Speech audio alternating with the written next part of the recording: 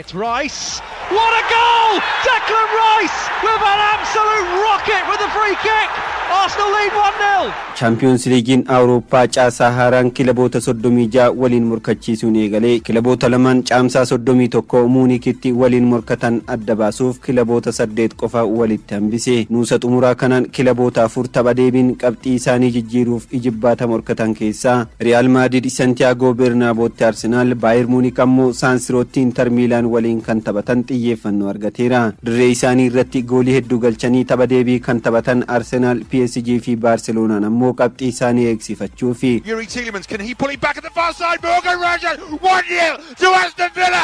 It's 1-0 to Aston Villa. Unai Emerytiin kan leenjuu Aston Villaan tapha duraa gara Parc des Princes imaluun goolii 3-1 mo'amee dirree isaa irratti taphicha jijjiiruuf taphata. PSG'n erga onkololeessa 2023 as taphoota mo'ameen caalmaa goolii tokko waliin mo'amee hin beeku. Dabalataan Paris taphoota Champions League 8 keessaa 6 goolii 3 fi sanaa ol galchuun bara kana morkataa cimaa ta'uu isaa akeeka. Tapha Paris goolii 3-1 dursaa jiru kanaan leenjisaan Aston Villa Unai Emery PSG injifachuun ulfaataa akka ta'e ni beekna. Garuu carraa argannetti fayyadamnee qabxii kana jijjiiruuf dirree fi deeggartoota keenya fuulduratti seenaa barreessuuf qophoofneerra jedhan. Leenjisaan Paris Luis Enrique ammoo tapha kanatti bohaaruuf gara Villa Park imallaa nuu fi deeggartoota keenyaafis tapha murteessaadha jedhan. Gareen Hansi Flick leenjuu Barcelonaan goolii 4-0 dursaa tapha deebiin Signal Iduna Parkitti Borussia Dortmund waliin taphata. Borussia Dortmund waltajjii Awurooppaa taphoota jaan Barcelona injifatee hin beeku. Leenjisaan Borussia Dortmund Niko Kovac wanta gaarii taphattoota koo irratti argeera. Isaan waliin mari'annee seenaa gadi aanaa Barcelona waliin qabnus jijjiiruuf morkanna jedhan. Tapha kanaan taphattoonni sarara fuulduraa Barcelona Rafinha fi Robert Lewandowskiin baay'ina goolii liigichaatiif yoo morkatan taphataa dargaggeessa nuusa xumuraa dorgommichaatti goolii galchee lammaffaa kan ta'e Lamine Yamal ammoo tapha dhaqaa galaan goolii galchee dargaggummaa isaatiin seenaa hojjechuuf taphata. Kubbaan miilaa yeroo tokko dorgommii waan amanuuf nama rakkisu irratti mul'atudha kan jedhan Hansi Flick dogongoroota baay'eessurraa of qusannee gara Signal Iduna Park imalla jedhan.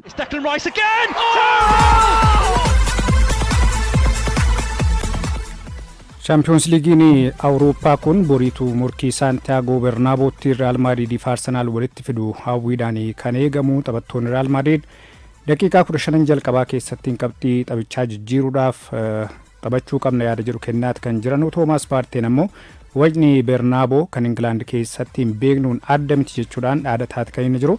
Egaa Arsenal tapha jalqabaatiin Fly Emirates'tiin goolii 3-0dhaan injifatee jira. Keessumattuu gooliiwwan hawwatoo 3 taphattoonni Arsenal Declan Rice akkasumallee Merinoon galchaniin kan inni injifatee. Taphni deebii kun Real Madrid qabxii kana jijjiiruudhaan walakkaa xumuraatiif gahuudhaaf kan morkatu. Arsenal ammoo waggoota 16 booda bara 2009 erga walakkaa xumuraatiif ga'een booda seenaa keessatti walakkaa xumuraatiif gahuudhaaf kan inni morkatu. Kanaalattiin Arsenal taphoota Sadiyan gammaatti Real Madrid waliin taphateen mo'atamni 2 injifachuudhaan tokkoon qixabeeti kan inni jiru. Bara 2005-2006tiin dirree ofii irratti qixabahuudhaan Santiago Bernabeuutti ammoo injifatee jira. Yeroo sanattiin goolii Terry Daniel Henry galcheen kan inni mo'ateetii darbe. Har'a yeroo arfaffaadhaa fi kan waliin morkatanuun injifannoodhaan itti fuudhaaf yookiin ammoo mo'amuu dhabuudhaaf Arsenal kan inni falmatu. Dorgommiin kun boriitu kan gaggeeffamu. Premier League Englandin kaleessa Bournemouth Fulham injifate. Premier League England tapha xumuraa torbee 32ffaan kaleessa taphni kilaboota hirmaannaa waltajjii Awurooppaa argachuun morkachaa jira walitti fidee injifannoo Bournemouthin gool 1-0 goolabame.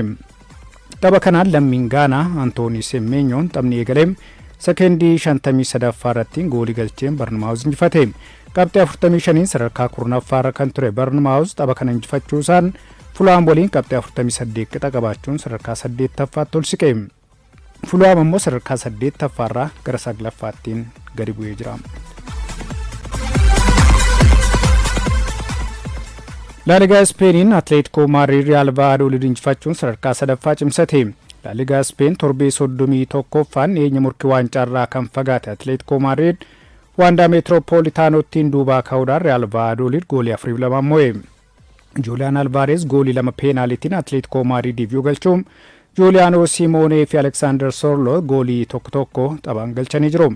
Lammiin Argentina Julian Alvarez bara kana Atletico Madridiif goolii 26 galchuu isaati. Atletico Madrid bara kana durfamaa turuudhaan duubaa ka'ee taphoota injifateem qabxii 23 argachuun liigota gurguddaa Awurooppaa keessaa kilaba jalqabaati. Atleticoon tapha injifachuu isaan qabxii 63 ga'achuudhaan garaagarummaa dursaa liigichaa Baarseloonaa waliin qabu qabxii 7tti deebise. La Liga Spain kana Baarseloonaan qabxii 70 yoo dursu Real Madrid qabxii 66 sadarkaa lammaffaarra jira.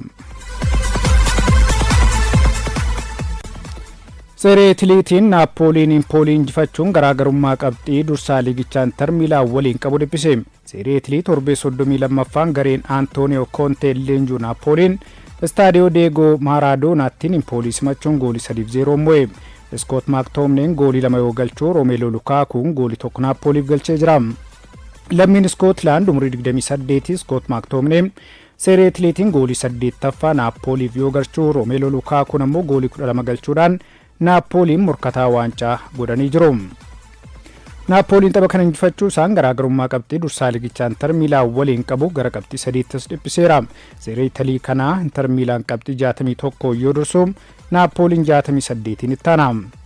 Atalantaa, Juventus, Bologna, Laaziyoo fi Roomaan ammoo hanga sadarkaa 7ffaa qabachuudhaan kilaboota hirmaannaa waltajjii Awurooppaa argachuuf morkachaa jiran.